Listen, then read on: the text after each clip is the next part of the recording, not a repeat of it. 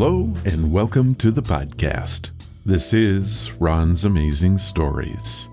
We have stories that should thrill you a little and chill you a little. It's amazing. What you'll hear are adventures sent in by you guys, classic stories from the pulp mags, and episodes from the golden age of radio. We have special segments like Ghost Stories with Sylvia. That's amazing. And Paranormal Expeditions. I think we're going to have a lot of fun. So settle in for the next hour and enjoy the show. One more thing. You just might want to prepare yourself to be taken away from today.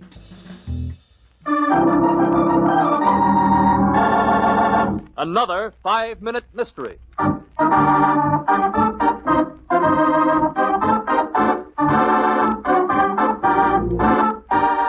This 5-minute mystery is being brought to you by the Eye of the Beholder. How can an FMM be sponsored by an idiom?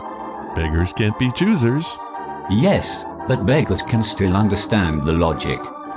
And when has a 5-minute mystery ever been logical? That is a bloody good point. Thank you. Now, let's hear today's quackery.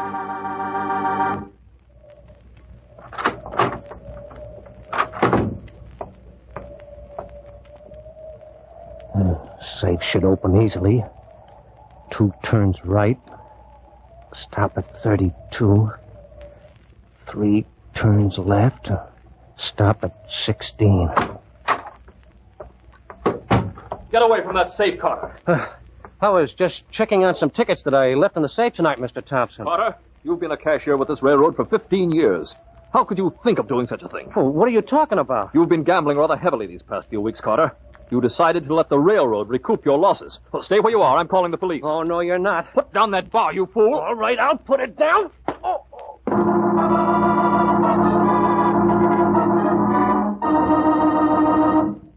How are you feeling now, Carter? A little better, Sergeant Evans. I can't see very well, of course.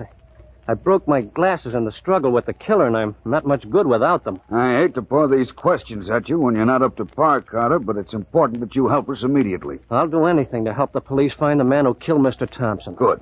Now, you say that you and Thompson came down here to prepare some ticket sales records for the railroad. Yes.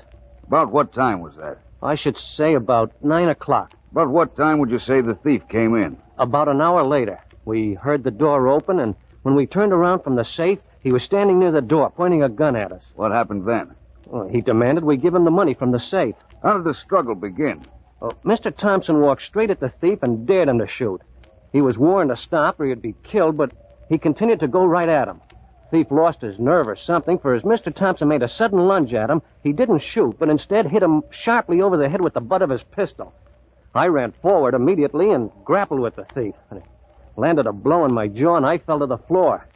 I got up as soon as I could, but I heard him starting his car outside the office. Did you run outside? Yes, the car was just pulling away, but I managed to get the first 5 numbers on the license plate. I wrote them down on this slip of paper. Oh, yeah. This will be a big help in the evidence to be presented at court. I'll be happy to testify. That's a wise idea, Mr. Carter. The murderer always should at his own trial. What clue did Sergeant Evans uncover that led him to accuse the railroad cashier of murder? In just a moment, we'll know, but first...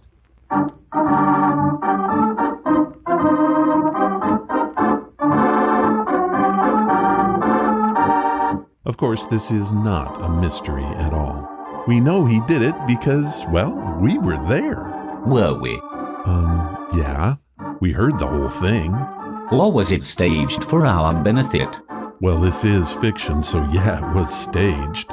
I think that from a certain point of view, this drama could be interpreted differently. Right, he could be completely innocent. That's the spirit.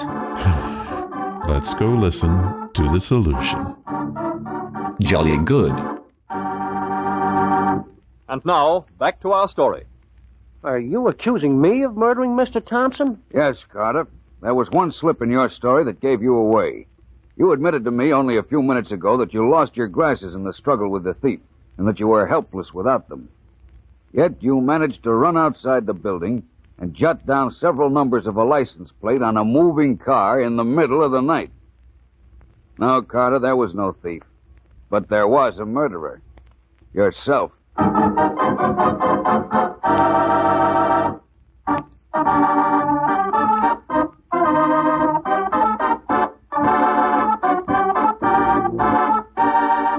Oh dear, I should have caught the glasses. That's what you should have noticed? Not the fact that we witnessed the murder? Facts, my dear Ronald, are in the eye of the beholder. I'm quite sure facts are facts, and it's beauty that's in the eyes of the beholder? Semantics. No, my British friend, it's the facts.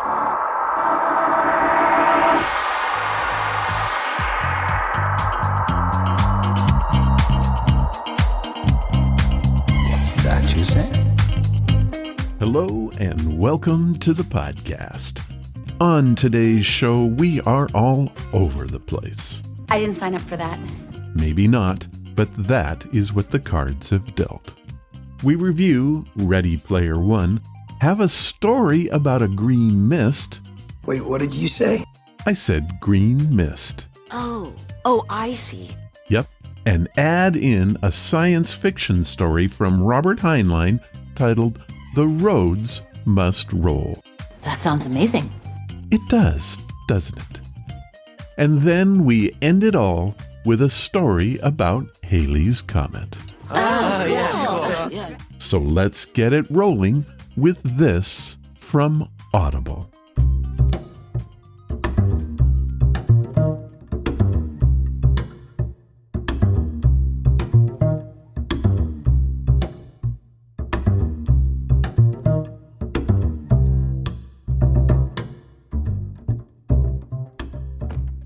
Today's podcast is brought to you by Audible. Get a free audiobook and a 30-day free trial at audibletrial.com/Ron's Amazing Stories. They have over 180,000 titles to choose from for your iPhone, Android, computer, Kindle. Whatever you have, you can listen to Audible on it. So what am I listening to? Ready Player One by Ernest Cline, narrated by Will Wheaton. My introduction to this world was the 2018 film starring Ty Sheridan and Olivia Cooke. The basic plot is that in 2045 the Earth is on the brink of chaos and collapse. But people find salvation in the Oasis, an expansive virtual reality universe created by an eccentric James Halliday. When he dies, he promises his immense fortune to the first person to discover a digital Easter egg that's hidden somewhere in the Oasis. When young Wade Watts joins the contest, he finds himself becoming an unlikely hero in a reality-bending treasure hunt through a fantastic world of mystery, discovery, and danger. Here's a clip from early in the book. I was jolted awake by the sound of gunfire in one of the neighboring stacks. The shots were followed by a few minutes of muffled shouting and screaming, then silence. Gunfire wasn't uncommon in the stacks, but it still shook me up. I knew I probably wouldn't be able to fall back asleep, so I decided to kill the remaining hours until dawn by brushing up on a few coin-op classics: Galaga, Defender, Asteroids. These games were outdated digital dinosaurs that had become museum pieces long before I was born. But I was a gunter, so I didn't think of them as quaint, low-res antiques. To me, they were hallowed artifacts, pillars of the pantheon. When I played the classics, I did so with a determined sort of reverence. I was curled up in an old sleeping bag in the corner of the trailer's tiny laundry room, wedged into the gap between the wall and the dryer. I wasn't welcome in my aunt's room across the hall, which was fine by me. I preferred to crash in the laundry room anyway. It was warm, it afforded me a limited amount of privacy, and the wireless reception wasn't too bad. And, as an added bonus, the room smelled like liquid detergent and fabric softener. The rest of the trailer reeked of cat piss and abject poverty. Most of the time I slept in my hideout, but the temperature had dropped below 0 the past few nights, and as much as I hated staying at my aunt's place, it still beat freezing to death. A total of 15 people lived in my aunt's trailer. She slept in the smallest of its 3 bedrooms. The Depperts lived in the bedroom adjacent to hers, and the Millers occupied the large master bedroom at the end of the hall. There were 6 of them, and they paid the largest share of the rent. Our trailer wasn't as crowded as some of the other units in the stacks. It was a double-wide, plenty of room for everybody. I pulled out my laptop and powered it on. It was a bulky, heavy beast, almost 10 years old. I'd found it in a trash bin behind the abandoned strip mall across the highway. I'd been able to coax it back to life by replacing its system memory and reloading the Stone Age operating system. The processor was slower than a sloth by current standards, but it was fine for my needs.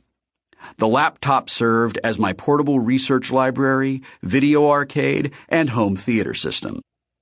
Its hard drive was filled with old books, movies, TV show episodes, song files, and nearly every video game made in the 20th century. I booted up my emulator and selected Robotron 2084, one of my all-time favorite games. I'd always loved its frenetic pace and brutal simplicity. Robotron was all about instinct and reflexes. Playing old video games never failed to clear my mind and set me at ease. If I was feeling depressed or frustrated about my lot in life, all I had to do was tap the Player 1 button, and my worries would instantly slip away as my mind focused itself on the relentless pixelated onslaught on the screen in front of me. There, inside the game's two-dimensional universe, life was simple. It's just you against the machine. Move with your left hand, shoot with your right, and try to stay alive as long as possible. I spent a few hours blasting through wave after wave of brains, spheroids, quarks, and hulks in my unending battle to save the last human family. But eventually my fingers started to cramp up, and I began to lose my rhythm. When that happened at this level, things deteriorated quickly. I burned through all of my extra lives in a matter of minutes, and my 2 least favorite words appeared on the screen. Game over. I shut down the emulator and began to browse through my video files. Over the past 5 years, I'd downloaded every single movie, TV show, and cartoon mentioned in Anorak's Almanac. I still hadn't watched all of them yet, of course. That would probably take decades. I selected an episode of Family Ties, an 80s sitcom about a middle-class family living in central Ohio. I downloaded the show because it had been one of Halliday's favorites, and I figured there was a chance that some clue related to the hunt might be hidden in one of the episodes. I'd become addicted to the show immediately and had now watched all 180 episodes multiple times. I never seemed to get tired of them. As you can gather from that clip, Will Wheaton does a fantastic job of bringing the world of Ready Player One to life. Also, it is wildly original and stuffed with irresistible nostalgia. Ready Player One is a genre-busting, ambitious, and a charming audiobook, part quest novel, part love story, and part virtual space opera set in a universe where spell-slinging mages battle giant robots, entire planets are inspired by Blade Runner, and flying DeLoreans do achieve light speed. For years, millions have struggled fruitlessly to solve the clues left behind by Halliday. Then Wade stumbles upon his first puzzle. Suddenly, the whole world is watching and thousands of competitors join the hunt. A world at stake? A quest for the ultimate prize? Are you ready? If so, head to audibletrial.com/Ron's Amazing Stories and you can have Ready Player One for free. Here's what Audible has set up for us. They are offering a free audiobook and 30 days to give you the opportunity to check out their service.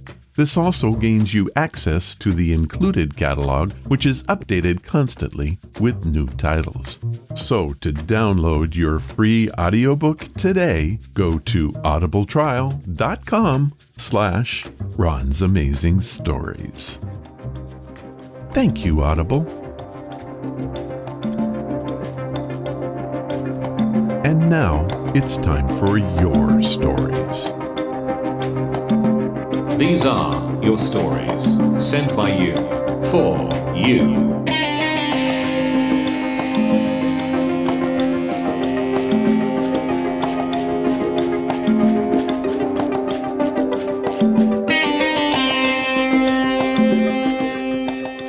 We have an amazing story followed up by a truly incredible story.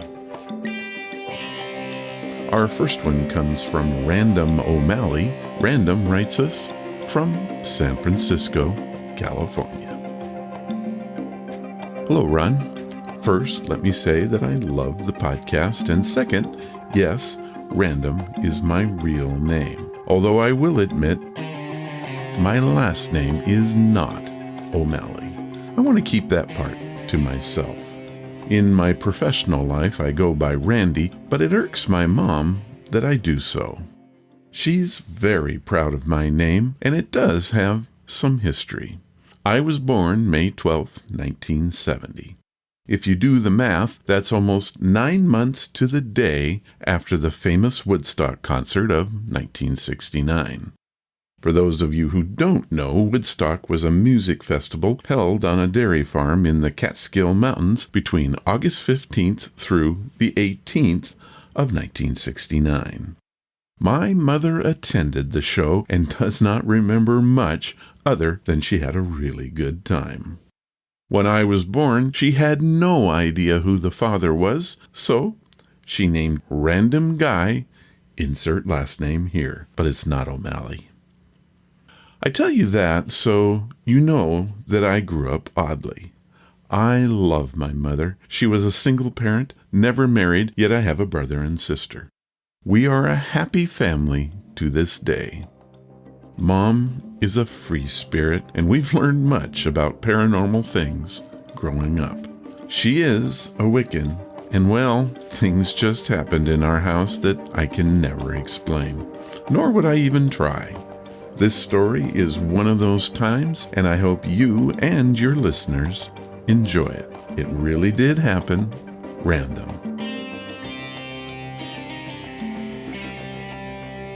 Well, here is that story. Now, I did edit this with Random's approval to make it more, well, podcast friendly. I was 12 years old when this story took place. It was the early 80s, and punk rock music was my mom's latest passion.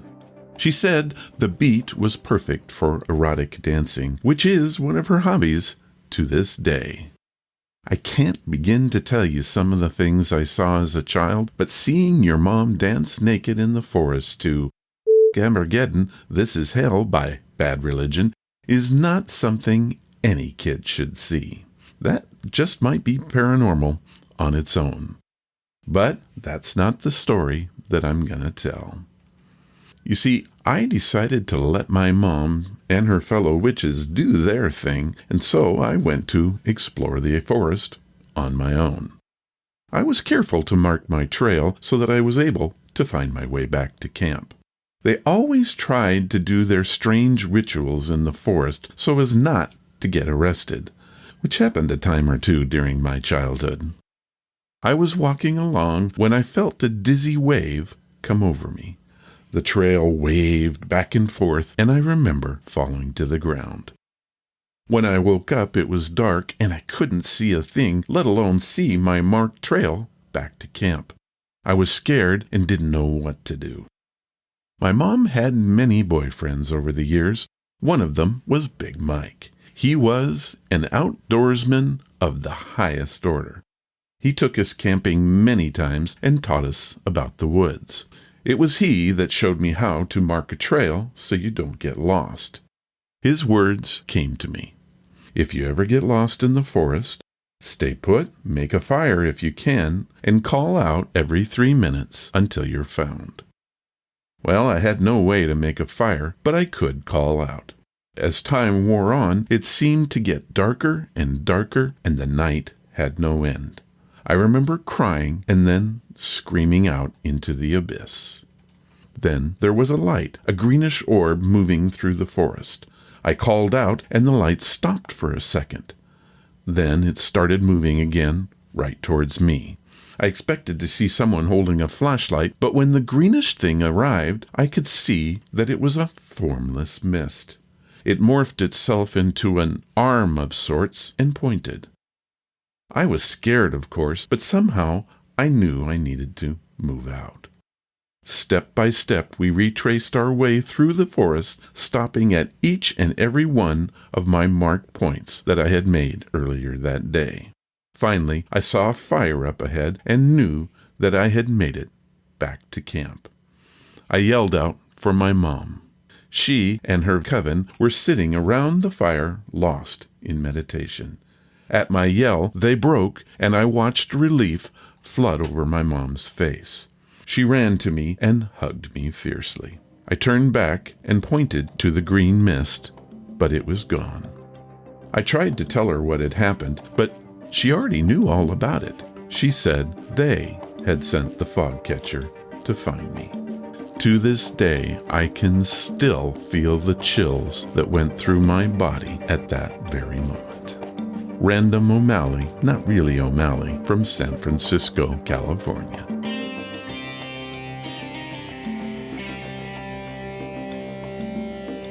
What a great story, Random, and I truly love your name. I think you must have had a very special childhood. I can't even imagine. Random said that he has many stories from his childhood and may send us another one very soon. I say, Random, I hope you do, and thank you for sharing this one. Our second story this week comes from Tanya Franklin from Oak Park, Illinois. Tanya writes, My parents went through a very difficult separation. My mom and us kids moved to a smaller house to get away. Things were okay, but by the end of the first week, my youngest brother, who was about 5 years old, seemed to change completely. He went from being a rambunctious troublemaker to a quiet child. At first, we thought that was great because the kid had been driving us crazy. But even 2 weeks after the move, we began to feel a little concerned when he wouldn't go into the kitchen or backyard alone. One day, some friends came over and we spent the whole afternoon playing in the yard. My brother was having so much fun that he didn't realize that it was getting dark. Suddenly, he went as white as a sheet and started to cry, saying that there was a scary boy with a messed up face on the roof calling out to him. 2 days later, my mom was talking to a neighbor who told us that, shortly before we had moved in, the couple who had lived there went out one night and had left their 6-year-old son locked inside. The kid had tried to make something to eat and ended up setting fire to the kitchen. The neighbors called the fire department to put out the fire, but unfortunately, the young boy died right there in the yard. When my mom got back to the house, she frantically began scraping at the kitchen wall. Under the white paint, you could tell it was badly burned. We moved out a few days later. Tanya Franklin, Oak Park, Illinois.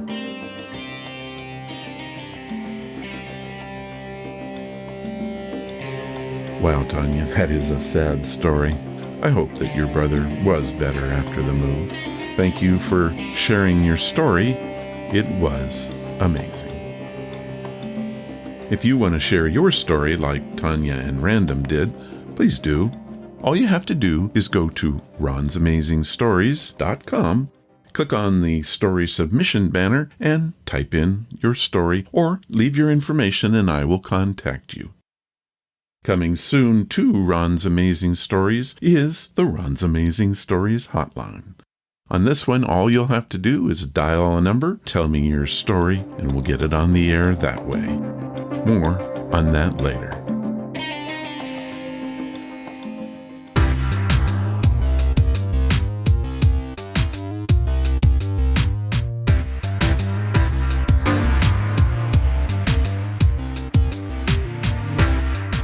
Our featured story is titled The Roads Must Roll and was originally published in the June 1940 issue of Astounding Science Fiction. It tells the story of the Sacramento sector of technicians working down inside amongst the very noisy great rotors which keep the roads moving. Things go bad, and the world faces not being able to transport goods, people, or anything else for that matter. Will society grind to a halt, or will Larry Gaines save the day? Please enjoy this radio adaptation of the story from X-1 that first aired on January 4th, 1956. Countdown for blast off. X-5, 4, 3, 2, X-1, fire.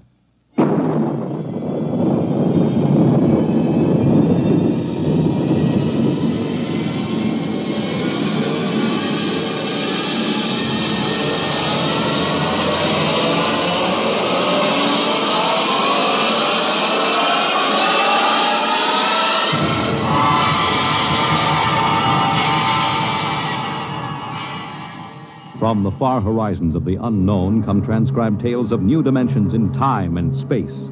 These are stories of the future, adventures in which you'll live in a million could-be years on 1,000 maybe worlds.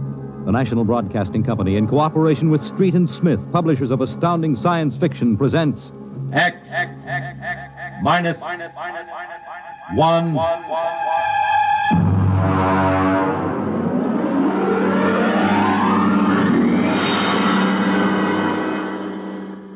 Tonight's story, The Roads Must Roll, by Robert Heinlein. Hear them hum, watch them run. Oh, our job is never done, for our roadways go rolling along. While you ride, while you glide, we are watching down inside, so your roadways keep rolling along. Oh, it's hi, hi, he, the rotor men are we. Check off the sectors loud and strong. 1, 2, anywhere you go. You are bound to know that your roadways keep rolling along. Keep it rolling! That your roadways keep rolling along.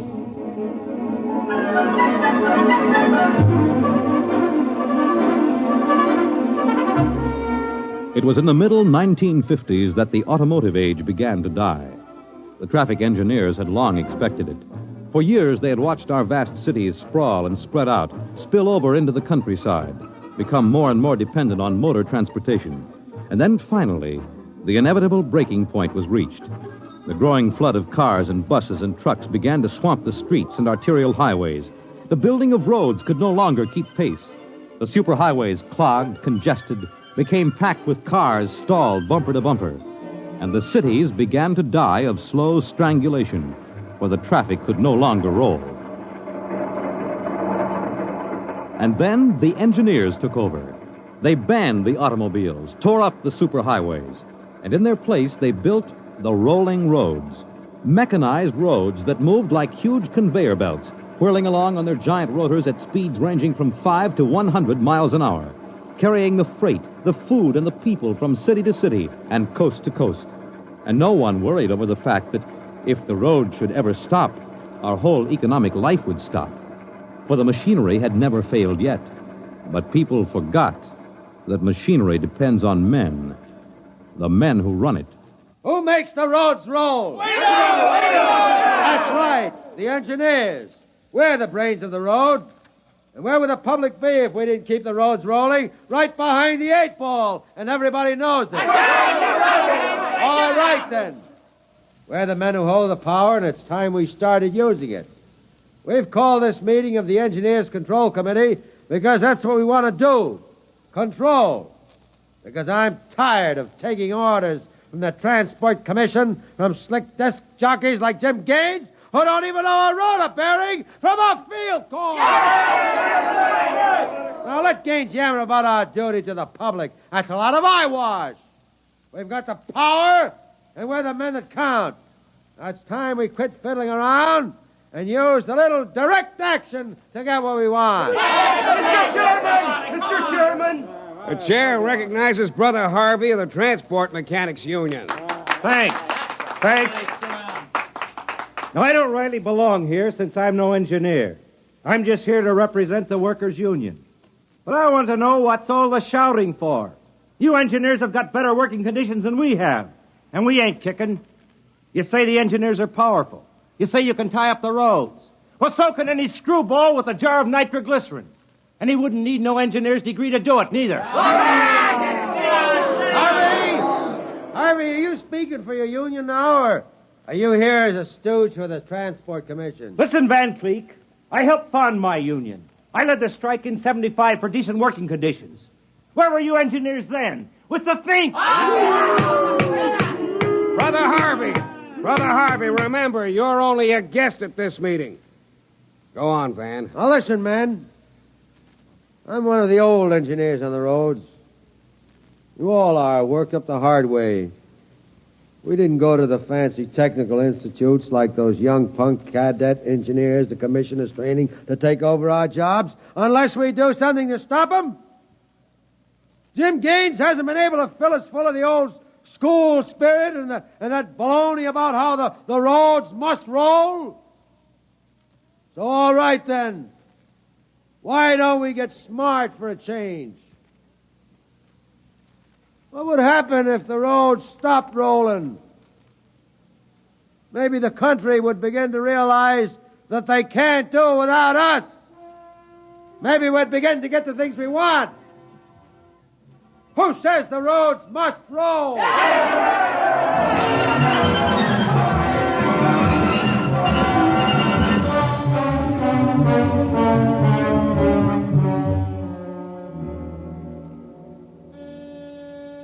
Yes? Your wife is calling, Mr. Gaines. Put her on. Jim, I want you to stop off on your way home. I'm sorry, darling, I can't make it. But you promised. I know, but Washington called in. They're sending Evans, the Australian Minister of Transport, through my sector today. I've got to show him through personally. Can't somebody else? I'm chief supervisor. Wouldn't be courteous. Courtesy begins at home. I've planned this dinner for weeks. Honey, the roads must roll. Oh, if you quote that nauseating slogan at me again, I'll divorce you. I can't help it, darling. I'll meet you at Stockton at 9 and we'll take in a show. Kiss Alan goodnight for me. Well, all right. Goodbye. Goodbye. Mr. Evans is here. Show him in. Well, good evening, Mr. Evans.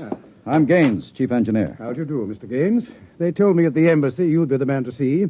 I want to know how the roads work. I think we can handle that.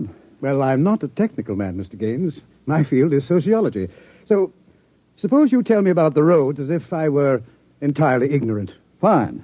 It's nearly at dinner time. Suppose we run up to Stockton sector for dinner. It'll take us about an hour on the roads, and you can see them working. Excellent. If you'll excuse me a minute. Certainly. Hi, Chief. What can I do for you? Dave, you're on evening watch, eh? Uh-huh. Where's Van Cleek? Going to some meeting. I'm going up to Stockton for dinner. Anything to report? No, sir. The roads are rolling. Okay. Keep them rolling. All right, Mr. Evans. Let's go.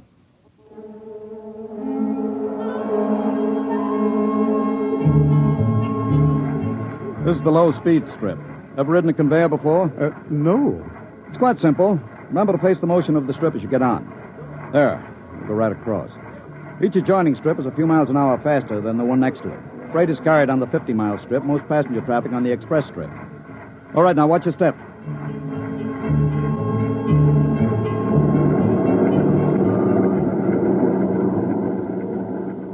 Here we are, the maximum speed. 100 miles an hour. It doesn't seem possible. This trip makes the round trip San Diego to Reno in 12 hours. Ready to eat? Well, is this the restaurant? Jake's Steakhouse. Fastest meal on the road. Is it really a proper restaurant? One of the best. Shall we go in? Hello, Mr. Gaines. We don't see you much out on the road. Busy in the office, Jake. Two? Right this way. What'll it be? You order. Well, how about a steak? 2 inches thick from a steer that died happy. Fine. Plug me in the phone, will you? There's one right next to you. Flank 2, rare. You'll excuse me, Mr. Evans? Certainly. Davidson on watch. This is the chief. I'm at Jake's Steakhouse. You can reach me at 10L66. 10L66, right. Yeah. Now they can get hold of me in an emergency. Oh? What kind of emergency could there be? 2, principally. Power failure on the rotors would bring the road to a standstill. That happened during rush hour. We'd have to evacuate millions of people from the road. As many as that? Easily. There are 12 million people dependent on this section of road. Gaines here. Hello, Chief Davidson. Just got the hourly reports in. Diego Circle, Bakerfield Sector, Stockton Sector, and Reno Circle all rolling. Oh, you didn't have to bother me with the hourlies, Dave. There's a supplementary from Sacramento. Proceed. Cadet Engineer Gunther, while on watch, was found playing cards with C.J. Ross, technician on duty. Any damage? One rotor running hot, but still synchronized. It was jacked down and replaced. All right, have the paymaster give Ross his time and turn him over to civil authorities. Place Cadet Gunther under arrest and bring him to Rotown Central. Yes, sir. All right. Keep him rolling. I was saying there were two possibilities of danger. Can you visualize what would happen if the strip under us would break? Oh, I hadn't thought of that. You don't realize you're traveling at 100 miles an hour. Well, it can't. Not now. The strip has a safety factor of over 12 to 1. It'd take a blowout of several miles of rotors and a failure of circuit breakers before the strip could part. But it happened once in the early days on the Philadelphia-Jersey City road. The strip wasn't much more than a conveyor belt. It buckled for miles, crushing passengers against the roof. Forward section in front of the brake spilled them down under into the rotors and rollers. Oh. Was it very bad? Over 3,000 people were killed in that break. But the roads had to go on. The entire economic system hangs on the roads. If they stopped now, the country would starve. Well, isn't it possible that you've become too dependent on these roads? I mean, if your whole economy is geared to the function of one type of machinery... The roads are foolproof now. The machinery is interlocked with an enormous safety factor. Yes, but in the long run, machinery depends on men. What if you had a strike? We had one back in 75. Well, there's not much danger of that anymore. No? Well, why not? Every cadet that goes to work on the roads today is a graduate of the United States Transport Academy. They're all picked men, screened for emotional stability, and trained to give us the same kind of loyalty that Annapolis and West Point develop in their men. I see. Are you a graduate, Mr. Gaines? No, I'm too old for that. The academy wasn't set up till after the strike in 75. But it won't be long now, maybe 5 or 10 years, before the oldest engineer on the roads is a man who's been through the academy. Gaines here. Davidson, there's another trouble report from Sacramento Sector. Again? What is it this time? What is it? What happened? Emergency stop. Hello. Hello, Davidson. Phones are out. Come on. Jake! Jake! What is it? What's the matter with the roads? Have everybody stay in the restaurant. What's that? Probably somebody stepped onto the next strip. Got cut to ribbons. There'll be plenty of casualties. Jake, where's your getaway hat? In the pantry. Look here, aren't we going to help those people? I've got the whole road to think of. Don't bother me. Give me a hand, Jake. The hatch is stuck. If you're coming with me, Mr. Evans, you've got to move fast. I haven't got any time to waste.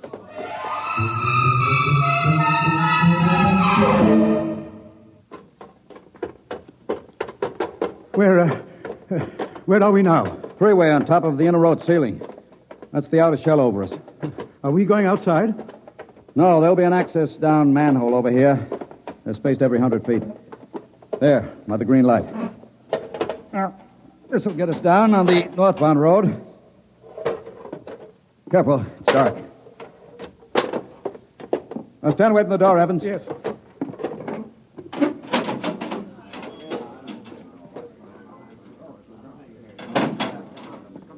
But this road is still rolling. It was only the 100-mile strip that stopped. That's what I want, a phone booth. Look out, excuse me. Look out. Hey, out. Hey, I'm talking to my wife. What's the idea Don't of argue. busting in here? Out. Yeah, but Emergency priority, division office. Davidson. Gaines here, report. Chief, where have you been? I've been calling you. Never mind that, report. 709, consolidated tension. Report strip 20, Sacramento Sector, past emergency level. Interlocks acted and cut the strip out. Cause of failure unknown. Direct communication cut to Sacramento Control Office. Evacuation of strip 20 commenced. No casualties. There are casualties. I saw them. Put police and hospital routine A into operation. Get me Van Cleek. I want him to take over for me till I report in. We can't reach him, Chief. Shall I cut out the rest of the road? No. Keep those other strips rolling or we'll have a traffic jam the devil himself couldn't untangle. There are 5 million passengers on the road now. Notify the governor that I have assumed emergency authority. Arm all cadets available and await orders. Shall I recall technicians off watch? No. This isn't an engineering failure. That whole sector went out simultaneously. Somebody cut those rotors by hand. I want all available senior class cadets to report to Stockton Subsector, Office 10, with pistols and tear gas. Yes, sir. The governor wants to talk to you. He called in. Refer him to someone else. I'm busy. I'll get back to you. I'm going down under.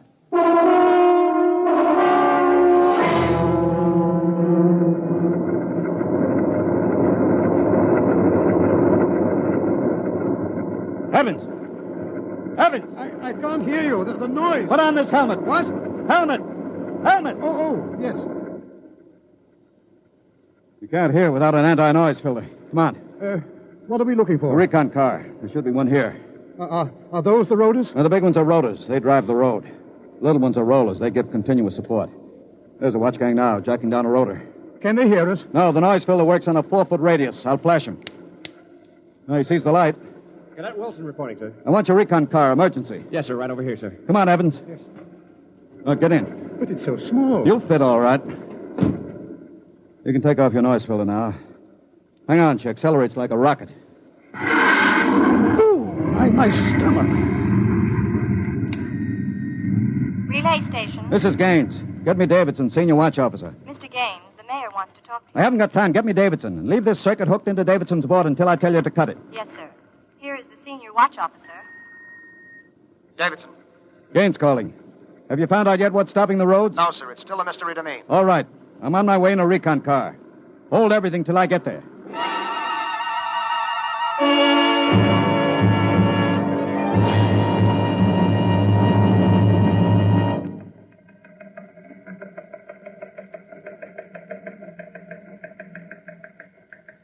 Cadet Edmonds reporting, sir.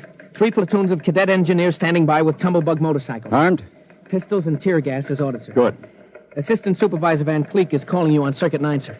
Van Cleek. It's about time. Cut me in. Yes, sir. Hello, Van. Where are you? Sacramento office. Now listen, Sacramento. That's good. Report. in a pig's eye. What? I'm not your deputy anymore, Gaines. What are you talking about? Listen, don't interrupt me and you'll find out. You're through, Gaines. I've been picked as director of the Engineers Control Committee. We're taking over. Have you gone off your rotor? We stopped Strip 20 just to give you a taste of what we can do. We're running things now. And you don't really think you can get away with this? You can't start Strip 20 until I'm ready to let you. I can stop the whole road if I have to. Van Cleek, I'll call in the Army. How will you get 'em here if the roads aren't rolling? Now listen, Gaines. Whoever controls the roads controls the country. And right now, that happens to be me. Now sign off, Gaines. Gotta call the White House. You behave yourself and you won't get hurt. I don't believe it, sir. He's got us, Edmonds. If we go in and blast him out, he may wreck the road. What's your rolling tonnage now? 53% under evening peak, sir. How about Strip 20? Almost evacuated. Listen in on this, Davidson. Standing by, Chief. I'm going down inside with these cadets. We'll work north, overcoming any resistance that we may meet. The watch technicians and maintenance crews are to follow behind us. Each rotor, as they come to it, is to be cut out from under Sacramento's control, then hooked into the Stockton control board. Understand? Got it. Check. If it works right, we can move control of Sacramento sector right out from under Vance's feet, and he can stay in his office there till he's hungry enough to be reasonable. Edmonds, get me a pistol. Yes, sir. Mr. Gaines, there's a man here. He's badly hurt. He wants to see you. Take care of him. I haven't got time. He's from Sacramento sector. What? Bring him in. All right. Easy. Come on. Easy. Mr. Gaines. You're Harvey from the Mechanics Union, aren't you? I tried to warn you. I tried to get away. He shot me 3 times. Get a doctor. All right. Easy, Harvey. How long's this been building up? Is it the men? It's the engineers. I told them they were crazy. Told them the road's got to roll. When I tried to get away, they... He's bleeding from the mouth, sir. Harvey. Harvey, can you hear me? He's dead, Mr. Gaines. Come on, Edmonds. We better move. Hey! All right, you men. You saw Harvey brought in. How many of you want a chance to kill the louse that did it? Very well. You men turn in your weapons and return to quarters. We've got a job to do, to make sure the roads start rolling again. We haven't got time for infantile heroics. Anybody who hasn't got his mind on his job will be in the way. Now, here's the order. We move north, mounted on tumblebugs. We're going to try to regain control, rotor by rotor, before Sacramento sector knows we're moving. We've got to capture any watch personnel we run on before they can get word back. Surprise is vital. Use tear gas when possible. Shoot only when necessary. But get them before they can reach a phone jack. Any questions? No. Then move out.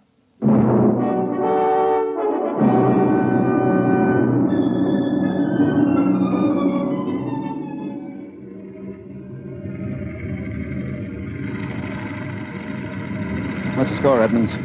33 prisoners so far, nobody killed. Whoops.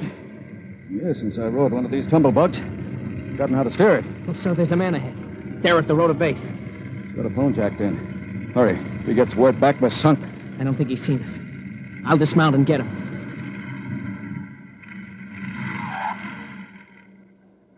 Quick, he sees us. Here, you. Look out, he's got a gun.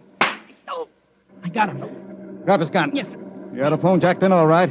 We got through to Sacramento office. It's going to be tough. I don't know, sir. Maybe he didn't get the call through. Wait a minute. Listen. The road. Take off your noise filter. There.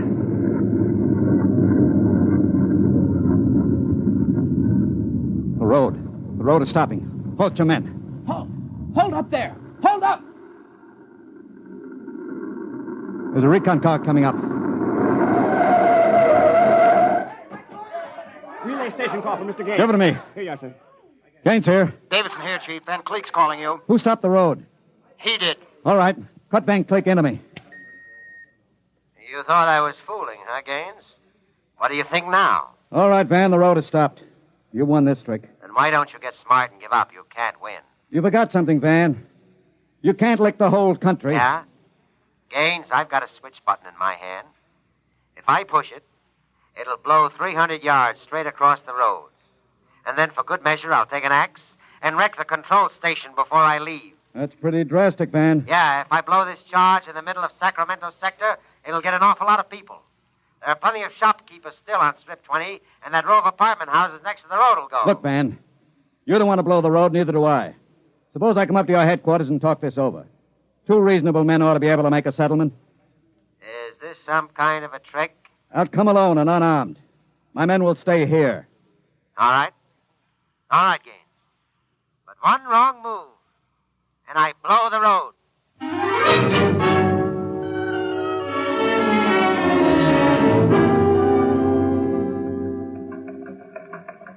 We've got to hurry, Dave. If I take too long, Van Cleek will get edgy and set off that charge. Failure report notes? 1, strips must be cross-connected with safety interlocks, so that when one dies, the others slow down. 2, the men. I can't understand it. Psych tests are rigid. We've never had a failure in the Hum-Wadsworth-Burton method. And then suddenly a whole sector goes sour. How could Van Cleek get a whole crew of psych-cleared men to revolt? It's easy, Dave. As my deputy, he was ex-officio personnel officer for the whole road. He must have been faking psych records for years and transferring maladjusted men into his sector. I've got that personnel record, Mr. Gaines. Man's record. Masked introvert. Inferiority rating 7. Comment. Despite a potential instability shown on Wadsworth Curve, this officer is especially adept in handling men. He's adept, all right. I haven't got time for any more, Dave. You're not going up there to Sacramento office. I've got to. They'll be armed. He'll kill you. I've got to take that chance. But unarmed? Why don't you call in the Army? He won't dare blow the road. Yes, he would. Look at that psych record. He's putting up a big, brave front, but he's rotten inside. He wants to be taken seriously. He wants everybody to think he's the most dangerous man in the country. And if I call the Army in, he'll try to prove it by blowing the road. How can you stop him, Mr. Gaines? He'll have a gun. What'll you have? What'll I have? Only a prayer. And what I know about Mr. Van Cleek.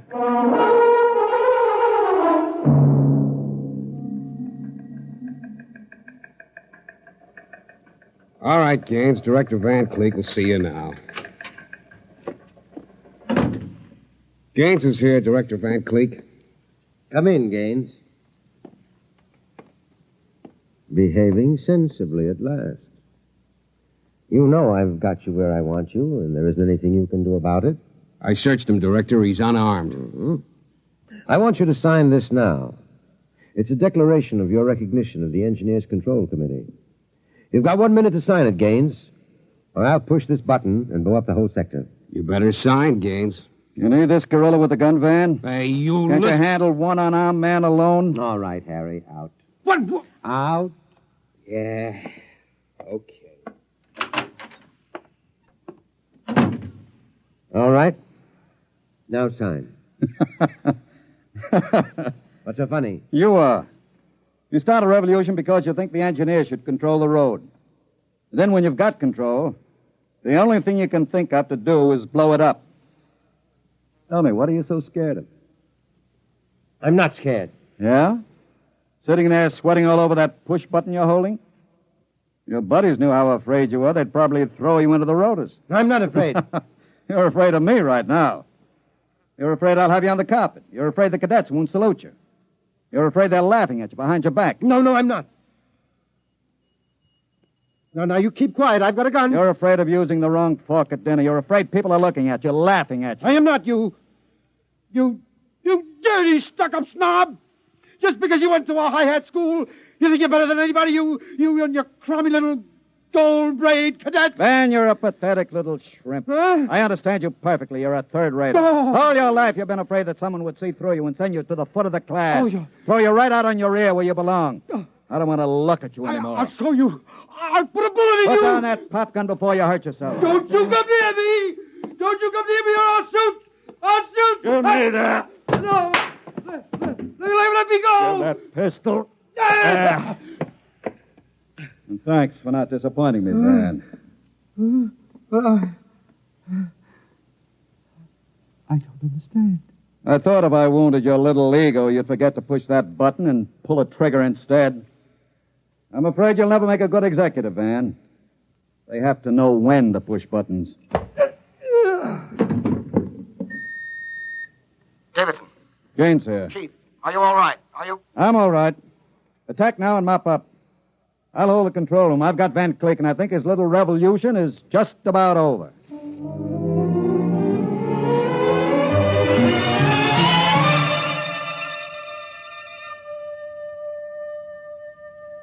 Hear them hum, watch them run. Oh, our job is never done, for our roadways go rolling along. While you ride, while you glide, we are watching down inside, so your roadways keep rolling along. Mr. Gaines. Mr. Gaines. Mr. Evans, I forgot about you. Yes, I've been waiting at the sector office. Is everything under control? All rolling. Those are the watch engineers going under to check Sacramento's sector inch by inch. Remarkable organization. Remarkable. Hourly's in, Chief. San Diego Circle rolling. Bakersfield, Fresno, Stockton. Stockton? Oh, no. What's the matter, Chief? Trouble, Mr. Gaines? It sure is. I promised to meet my wife at Stockton for a show.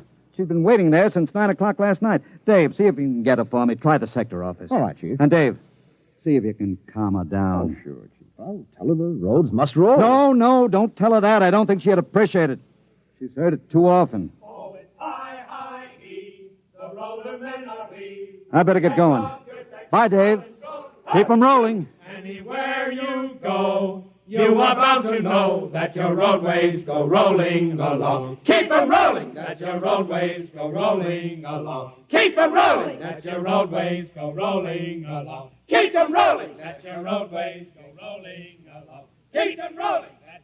You have just heard X-1, presented by the National Broadcasting Company in cooperation with Street and Smith, publishers of Astounding Science Fiction. Your announcer, Fred Collins. X-1 was an NBC Radio Network production.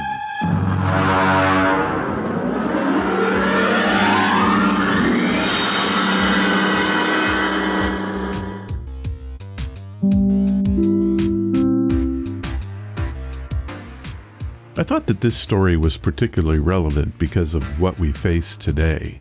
While our roads don't move themselves, we do count on transit to move our goods from one place to another.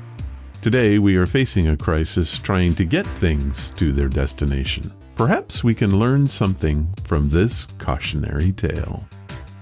The Roads Must Roll was written by Robert A. Heinlein. He was a science fiction author, aeronautical engineer, and naval officer. Sometimes called the Dean of Science Fiction, he was among the first to emphasize scientific accuracy in his fiction, making him a pioneer of the subgenre. His plots often posed controversial situations which challenged conventional social morality, like our story today. His work continues to have an influence on the science fiction genre and generally on modern culture. How about that?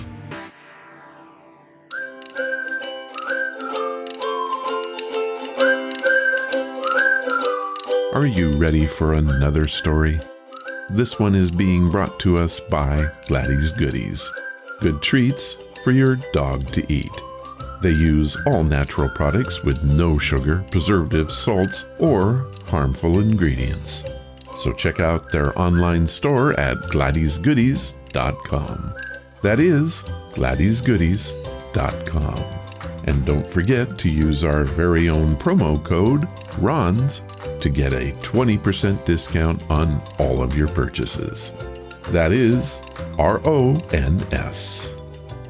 Thank you, Gladys.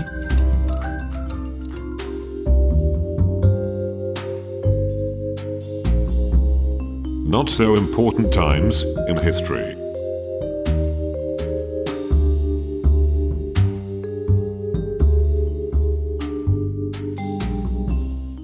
In this segment, we take a look at historical events that may otherwise go unnoticed.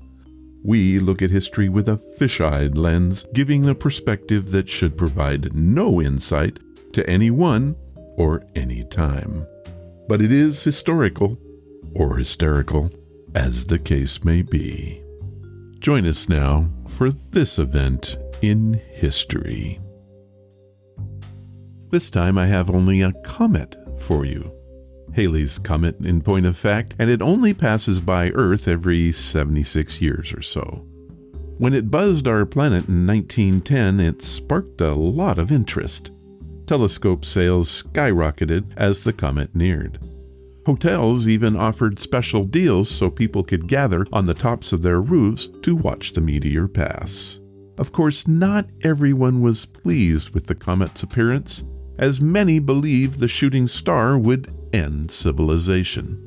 This crazy idea came courtesy of Camille Flammarion, a French astronomer who believed that the comet's 24 million mile long tail contained a poisonous canogen gas that would impregnate the atmosphere and possibly snuff out all life on the planet. Unfortunately, the New York Times did a piece on Flammarion's apocalyptic theory that encouraged some less trustworthy newspapers to run wild with the story. So in addition to telescopes, people started ransacking stores for gas masks. Conmen made a killing by selling anti-comet pills, and some people worried that the comet would cause the Pacific to change basins with the Atlantic and turn the world into one heterogeneous mass of chaotic confusion. Worried partitioners flocked to their churches, and people actually sealed up their keyholes to keep the poison out of their homes. When the comet finally passed, however, the gas masks proved to be totally worthless, as there was no poison. Sure, a few people blamed the meteor for King Edward VII's death, but there wasn't a lot of science backing up that claim.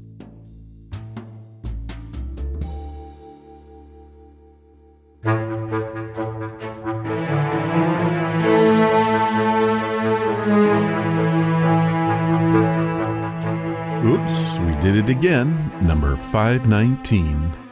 Another podcast. This time I want to thank Random O'Malley and Tanya Franklin. Stories make the podcast go round and round. If you want to follow the podcast or the blog, head to ronsamazingstories.com. There you will find any of the links I mentioned and how to contact us. Do you want to help the show? The best thing you can do is to tell your friends all about it, and please leave reviews or feedback wherever you listen. Clicking that follow or like button makes us grow. Thank you for listening, and I hope you come again to find out what are Ron's Amazing Stories.